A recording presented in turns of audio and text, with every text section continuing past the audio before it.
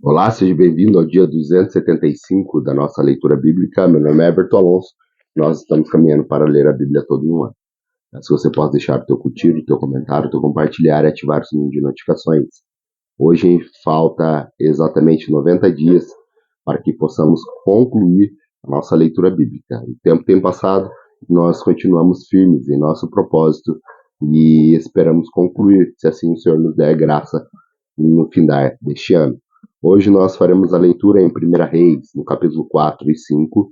Iremos ao livro de Efésios, no capítulo 2. Iremos a Ezequiel, o profeta Ezequiel, no capítulo 35. E finalizando a leitura de hoje, iremos a Salmo 85. Aqui em 1 Reis, no capítulo 4, nós vamos ler sobre os assessores do rei Salomão, que assessorava ele ali no seu reinado. Nós vamos ler também as provisões diárias de Salomão, e nós vamos ver sobre a sabedoria do rei Salomão. E entrando no capítulo 5, nós vamos ver os preparativos para a construção do templo direcionado a Deus. Vamos a essa leitura? 1 Reis, capítulo 4. E assim o rei Salomão tornou-se o rei sobre todo Israel. E esses foram seus principais assessores: Azarias, filho de Zadok, o sacerdote; Elioref e Aias, filho de Cisa, secretários; Josafá, filho de Aliude, arquivista real; Benaia, filho de Joaida, comandante do exército; Zadok e Abiatar, sacerdote; Azarias, filho de Natã, responsável pelos governos distritais; Zabude, filho de Natã, sacerdote e conselheiro pessoal do rei; Aizar, responsável pelo palácio; Adonirão, filho de Abidá, chefe do trabalho forçado. Salomão tinha também 12 governadores distritais em todo Israel, que forneciam provisões para o rei e para o palácio real. Cada um deles tinha de fornecer suprimento durante o mês do ano, e esses são os nomes deles: Ben-Ur, nos montes de Efraim; Ben-Deker, de Macás; Saal-Bin, de Bet-Semes; Elon, Bet-Hanã; Ben-Rezed, em Arubote, Socó, e em toda a terra de Hefer; Ben-Abinadab, em Nafote-Dor; Tafate, filha de Salomão, era sua mulher; Banaá, filho de Ailude, em Tanak, em Megido, e em toda Bet-Sean; também Zaretã, abaixo de Jezreel, desde Bet-Sean até Abel-Meolá, indo também além da limite de Joquimeão; Ben-Geder, de Ramote e Gileade, nos povoados de Jair, filho de Manassés, em Gileade, bem como no distrito de Argob, em Bazã, e entre as suas 60 grandes cidades, muradas com trancas de bronze em suas portas; Ainadab, filho de Ido, em Manaim; Aimás, em Naphtali, ele se casou com Basemate, filha de Salomão; Banaá, filho de Hussai, em Azer, em Bealote; Josafá, filho de Parua, em Isacar; Simei, filho de Elá, em Benjamim; Geber, filho de Uri, em Gileade, a terra de Sion, rei dos amorreus; e de Og, rei de Bazã. Ele era o único governador desse distrito. O povo de Judá e de Israel era tão numeroso como a areia da praia. Eles comiam, bebiam e eram felizes. E Salomão governava sobre todos os reinos, desde Eufrates até a terra dos filisteus, chegando à fronteira do Egito. Esses reinos traziam tributos e foram submissos a Salomão durante toda a sua vida. As provisões diárias de Salomão eram de 30 tonéis da melhor farinha e 60 tonéis de farinha comum, 10 cabeças de gado engordado em cocheiras, 20 de gado engordado no pasto, e 100 ovelhas e bodes, bem como cervos, gazelas, corças e aves escolhidas. Ele governava todos os reinos a oeste do Eufrates, desde Tífesa até Gaza, e tinha paz entre as fronteiras. Durante a vida de Salomão, Judá e Israel viveram em segurança, cada homem debaixo da sua videira e da sua figueira, desde Dan até Berseba. Salomão possuía 4.000 cocheiras para cavalos de carros de guerra e 12.000 cavalos. Todo mês, um dos governadores distritais fornecia provisão ao rei Salomão e todos os que vinham participar da sua mesa. Cuidavam para que não faltasse nada. Também traziam ao devido lugar suas cotas de cevada e de palha para os cavalos de carro de guerra e para os outros cavalos. Deus deu a Salomão sabedoria, discernimento extraordinário e uma abrangência de conhecimento tão imensurável quanto a areia do mar. A sabedoria de Salomão era maior do que a de todos os homens do Oriente e do que toda a sabedoria do Egito. Ele era mais sábio do que qualquer outro homem, mais do que o israelita Etã, mais sábio que Remã, Calcol e Darda, filho de Maol. Sua fama espalhou-se por todas as nações em redor. Ele compôs 3.000 provérbios e seus cânticos chegaram a 1.005. Descreveu as plantas, desde o cedro do Líbano até o isopo que brota nos muros. Também discorreu sobre os quadrúpedes, as aves, os animais que se movem rente ao chão e os peixes. Homens de todas as nações vinham ouvir a sabedoria de Salomão. Eram enviados por todos os reis que tinham ouvido falar de sua sabedoria. 1 Reis, capítulo 5. Quando Irão, rei do Tiro, soube que Salomão tinha sido ungido rei, mandou seus conselheiros a Salomão, pois sempre tinha sido amigo leal de Davi. Salomão enviou esta mensagem a Irão: Tu bem sabes que foi por causa das guerras travadas de todos os lados contra meu pai Davi, que ele não pôde construir um templo em honra ao nome do Senhor, o seu Deus, até que o Senhor pusesse os seus inimigos debaixo de seus pés. Mas agora o Senhor, o meu Deus, concedeu-me a paz em todas as fronteiras, e não tenho que enfrentar nenhum inimigo nem calamidades. Pretendo, por isso, construir um templo em honra ao nome do Senhor, o meu Deus, conforme o Senhor disse ao meu pai Davi. O seu filho, a quem colocarei no seu trono em seu lugar, construirá o templo em honra ao meu nome. Agora te peço que ordenes que cortem para mim cedros de Líbano. Os meus servos trabalharão com os teus, e eu pagarei aos teus servos o salário que determinares. Sabe que não há entre nós ninguém tão hábil em cortar aves quanto os sidônios. Irão ficou muito alegre quando ouviu a mensagem de Salomão e exclamou: Bendito seja o Senhor, pois deu a Davi um filho sábio para governar essa nação. E Irão respondeu a Salomão: Recebi a mensagem que me enviaste e atenderei ao teu pedido, enviando-te madeira de cedro e de pinho. Meus servos levarão a madeira do Líbano até o mar, e eu a farei flutuar em jangadas até o lugar que me indicares, e ali eu a deixarei, e tu poderás levá-la, e em troca fornecerás alimento para minha corte. Assim Irão se tornou fornecedor de toda a madeira do cedro e de pinho que Salomão desejava. E Salomão deu a Irão 20.000 tonéis de trigo para suprir o mantimento da sua corte, além de 20.000 tonéis de azeite de oliva pura. Era o que Salomão dava anualmente a Irão. O Senhor deu sabedoria a Salomão, como lhe havia prometido. Houve paz entre Irão e Salomão, e os dois fizeram um tratado. O rei Salomão arregimentou 30.000 trabalhadores de todo Israel. Ele os mandou para o Líbano em um grupo de 10.000 por mês.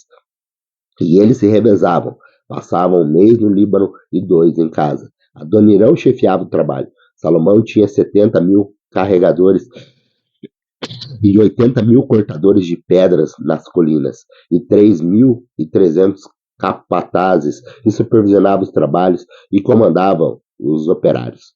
Por ordem do rei, retiraram da pedreira grandes blocos de pedras de ótima qualidade para servirem de alicerce de pedras lavradas para o templo.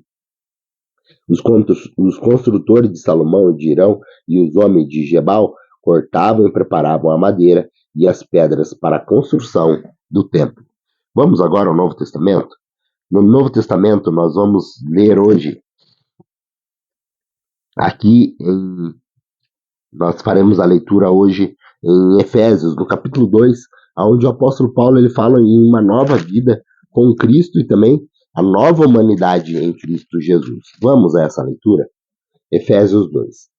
Vocês estavam mortos em suas transgressões e pecados, nos quais costumavam viver quando seguiam a presente ordem deste mundo e o príncipe do poder do ar, os espíritos que agora está atuando nos que vivem na desobediência. Anteriormente, todos nós também vivíamos entre eles, satisfazendo as vontades da nossa carne, seguindo os desejos e pensamentos. Como os outros éramos, por natureza, merecedoras da ira. Todavia, Deus, que é rico em misericórdia, pelo grande amor com que nos amou, Deus-nos a vida com Cristo, quando ainda estávamos mortos em transgressões. Pela graça, vocês são salvos. Deus nos ressuscitou com Cristo e com Ele nos fez assentar nas regiões celestiais em Cristo Jesus, para mostrar nas eras que hão de vir a incomparável riqueza da sua graça, demonstrada em sua bondade, para conosco em Cristo Jesus. Pois vocês são salvos pela graça, por meio da fé. E isso não vem de vocês, é dom de Deus. Não por obras, para que ninguém se glorie, porque somos criação de Deus, realizada em Cristo, para fazermos boas obras, as quais Deus preparou antes para nós, para praticarmos. Portanto, lembre-se de que anteriormente vocês eram gentios por nascimento e chamados pela incircuncisão, pelos que chamam circuncisão, feito no corpo por mãos humanas, e que naquela época vocês estavam sem Cristo, separados da comunidade de Israel, tendo estrangeiro contra a aliança da promessa, sem esperança e sem Deus no mundo. Mas agora, em Cristo Jesus, vocês que antes estavam longe, foram aproximados, mediante o sangue de Cristo, pois ele é a nossa paz, o qual de ambos fez um e destruiu a barreira, o muro de inimizade, anulando em seu corpo a lei do mandamento expressa em ordenanças.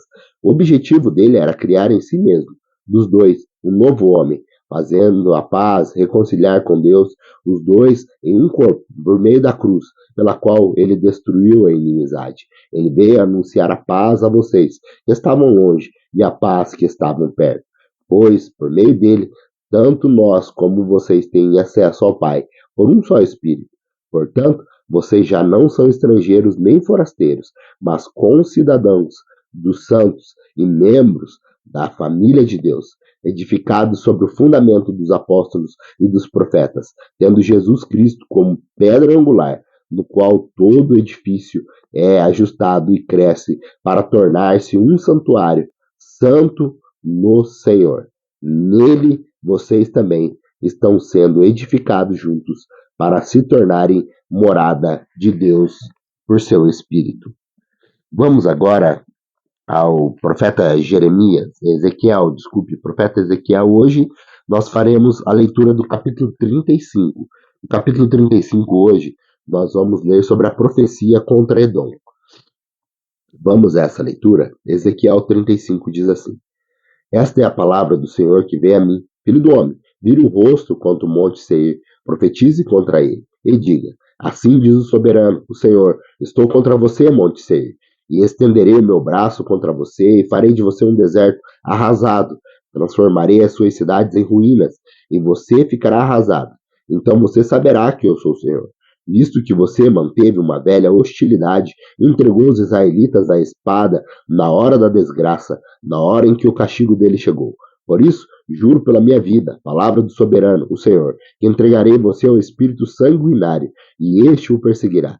Uma vez que você não detestou o espírito sanguinário, este o perseguirá. Farei do monte Seir um deserto arrasado, e dele eliminarei todos os que ali vêm e vão. Encherei os seus montes de mortos, os mortos da espada cairão em suas colinas, em seus vales e em todas as suas ravinas. Arrasarei você para sempre, suas cidades ficarão inabitáveis.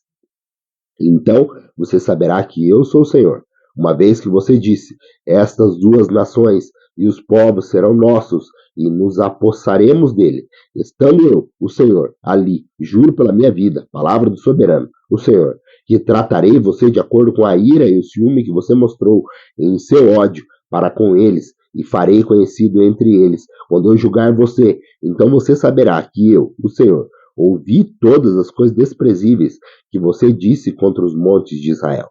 Você disse: eles foram arrasados e não nos foram entregues para que os devoremos. Você encheu-se de orgulho contra mim e falou contra mim sem se conter, e eu o ouvi.